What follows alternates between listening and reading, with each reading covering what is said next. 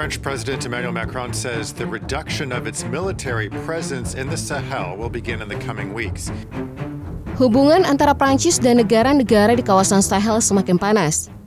Jika sebelumnya Prancis sudah terlibat perseteruan terbuka dan Burkina Faso di bawah kepemimpinan Ibrahim Traoré, kini giliran Mali yang berada di garis api.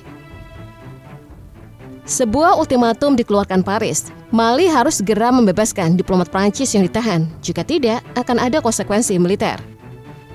Ancaman ini jelas bukan main-main, karena Prancis selama ini masih memiliki kekuatan udara dan aset intelijen yang tersebar di Afrika Barat. Mali yang sejak kudeta militer dipimpin oleh Assimi Goïta menolak tunduk begitu saja. Bagi Bamako, keberadaan diplomat tersebut terkait dugaan keterlibatan dalam jaringan spionase dan campur tangan asing. Tuduhan ini tentu saja membuat Prancis meradang, apalagi reputasi Paris sebagai bekas penjajah kini makin tergerus oleh kebangkitan semangat anti-kolonialisme di Afrika.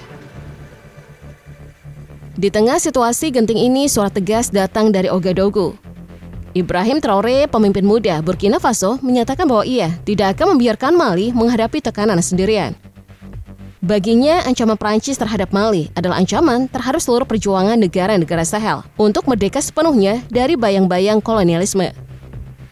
Ia menegaskan siap pasang badan jika Paris benar-benar mengeksekusi serangan. Sikap solidaritas ini bukan sesuatu yang mengejutkan. Burkina Faso, Mali, dan Niger sudah membentuk aliansi pertahanan bersama bernama Aliansi Negara-Negara Sahel. Setelah ketiganya sama-sama memutuskan hubungan dengan Prancis dan menggusur pasukan asing dari wilayah mereka.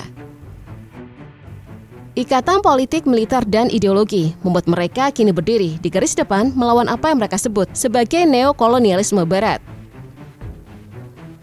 Di mata publik Afrika, ancaman Prancis ini hanyalah bukti tambahan bahwa Paris belum rela kehilangan cengkramannya di benua hitam. Diplomasi yang biasanya dilakukan dengan senyum dan kata-kata manis kini berubah menjadi intimidasi terbuka. Situasi ini juga mempertegas bahwa ketegangan bukan lagi sekedar soal politik, tapi sudah masuk ranah kedaulatan dan harga diri bangsa. Traoré sendiri menegaskan jika serangan itu benar terjadi, maka Burkina Faso akan membuka semua jalur logistik, pasukan, dan fasilitasnya untuk membantu Mali.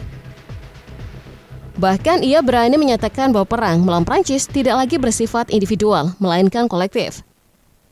Sebab yang diincar Prancis bukan hanya Mali, tetapi semangat kemerdekaan seluruh Afrika Barat.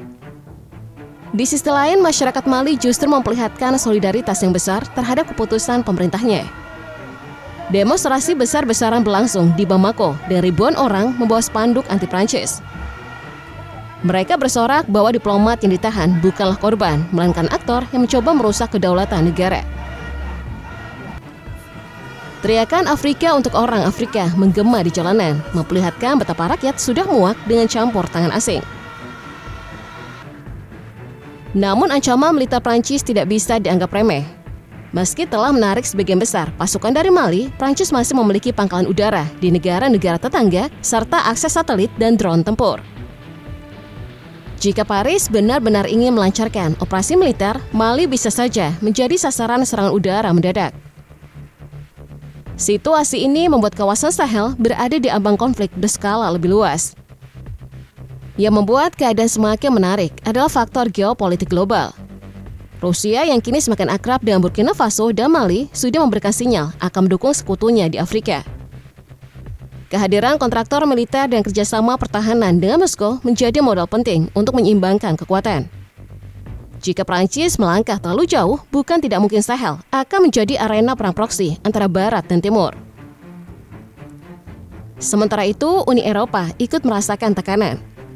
Mereka sadar jika Prancis gagal mempertahankan pengaruhnya, maka pintu Afrika Barat akan semakin terbuka untuk Rusia, China, bahkan Turki.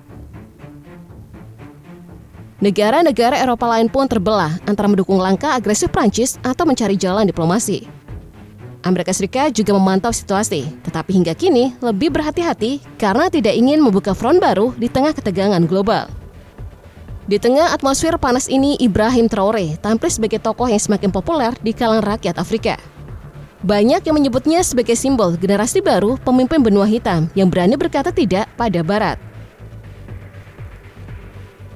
Ia tidak hanya bicara soal Burkina Faso, tetapi juga menyuarakan kepentingan kolektif Afrika.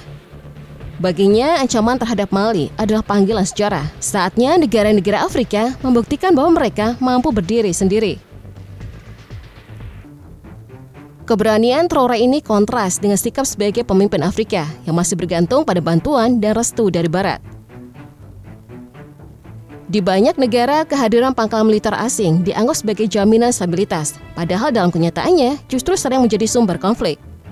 Traoré, Goïta, dan Tchiani, Niger, memilih jalur berbeda. Mereka mengambil resiko besar untuk mengusir kekuatan asing demi kedaulatan penuh. Jika ancaman Prancis benar-benar diwujudkan, maka konflik ini bisa menjadi pemicu perang baru di Afrika Barat. Efeknya tidak hanya dirasakan di Mali, tetapi bisa merembet ke seluruh kawasan, termasuk Senegal, Pantai Gading, hingga Guinea. Banyak pihak menilai jika Paris gagal menundukkan Mali, itu akan menjadi pukulan telak bagi reputasi kolonialisme Prancis di seluruh Afrika. Sebaliknya, jika Mali dan dukungan Burkina Faso mampu bertahan, maka momentum ini akan memperkuat blok anti-Barat di benua tersebut. Hal ini akan menginspirasi negara lain untuk mengambil langkah serupa, yaitu meninjau ulang hubungan mereka dengan kekuatan asing. Artinya, ancaman perang ini berpotensi melahirkan gelombang baru kemerdekaan sejati di Afrika. Di balik semua ini, rakyatlah yang paling merasakan ketegangan. Suara-suara ketakutan bercampur dengan semangat perlawanan. Banyak yang khawatir akan terulangnya tragedi seperti di Libya, di mana intervensi militer Barat justru menghancurkan negara itu. Namun ada pula optimisme bahwa perlawanan bersama di Sahel akan menjadi titik balik. Prancis sendiri menghadapi dilema besar. Jika mundur, maka reputasinya sebagai kekuatan global akan semakin runtuh. Jika maju menyerang, resiko perang panjang dengan dukungan rakyat Afrika akan menghantui. Apalagi dengan adanya kemungkinan dukungan Rusia dan sekutu lain, Prancis bisa terjebak dalam lumpur konflik yang sulit diakhiri. Di tengah semua dinamika itu, satu hal yang jelas, Ibrahim Traoré sudah menegaskan posisinya. Ia bukan hanya pemimpin Burkina Faso, tetapi juga sahabat sejati Mali. Kalimat setiap pasang badan bukanlah sekedar retorika politik, melainkan pernyataan sikap bahwa Burkina Faso tidak akan pernah membiarkan Mali sendirian menghadapi ancaman kolonialisme. Sejarah sedang ditulis di Sahel. Pertarungan ini bukan sekedar tentang seorang diplomat atau sengketa diplomatik. Ini adalah pertarungan identitas, kedaulatan, dan masa depan Afrika.